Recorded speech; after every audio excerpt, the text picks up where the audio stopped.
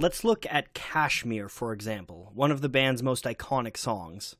So the drum beat of this song is in 4/4 time, meaning that there are 4 beats to a bar and a quarter note is worth 1 beat. 4/4 time is a pretty standard time signature used in a lot of music, especially rock.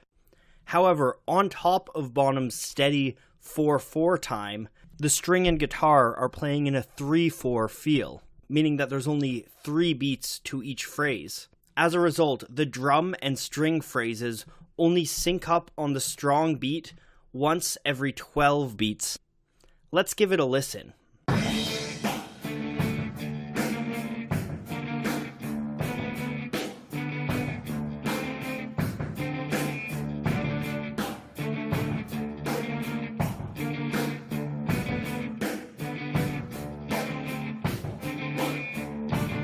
By mixing the time signatures, Zeppelin add a kind of tension to the song, and it really meshes well with the intense feeling of the escalating strings. In order to do these kind of time signature tricks, the band needs to be rock solid with their rhythm, which comes from Bonham. This relationship is pushed to its limits in Black Dog. The song is an acrobatic exercise in time signatures and phrasing, but it keeps a steady rock feel throughout, thanks to Bonham. One of the most interesting parts of the song is the pre-chorus. In this section, the guitar and bass riffs actually move by half a beat with each repetition. The band is effectively playing in 9/8 time over Bonham's 4/4 drums, but you wouldn't know it without a close inspection. Listen to the way that the guitar hook moves around the drum beat, never matching up in the same part of the bar.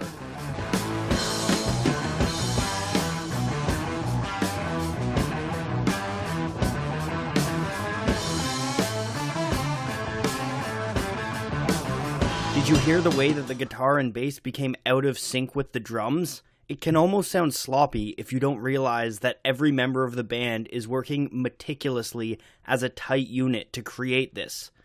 John Paul Jones called the kind of feeling that it creates a stomp groove, and this kind of groove can't exist without Bonham locking down the beat. With a less steady drummer, this breakdown could have easily fallen into chaos. So let's look at one more drum piece.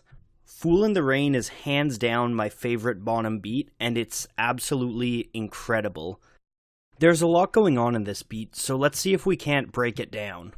So first of all, the beat is polyrhythmic, meaning that there are 2 different rhythms happening simultaneously.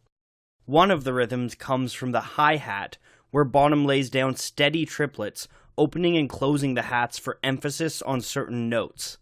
He complements this with ghost notes on the snare, notes that are barely audible and more meant to provide a feel to the song than anything else. Beneath this comes the second rhythm, where Bonzo plays a swung halftime shuffle on his bass and snare. As if the beat wasn't enough, the piano and guitar lines are playing in 12/8 time over the 4/4 beat. This gives a syncopated triplet feel to the song that's impossible not to get with. Let's give it a listen.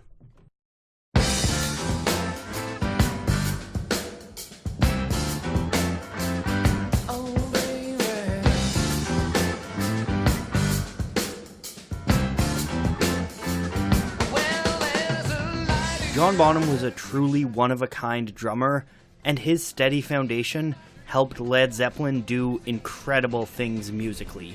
Even in this video, I've only begun to scratch the surface of what made him such a great drummer. So next time you're spinning Zeppelin, listen a little closer to the drum kit.